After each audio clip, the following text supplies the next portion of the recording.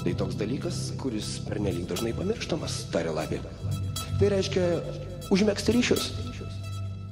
Užmegzti ryšius? Žinoma, tarė lapė.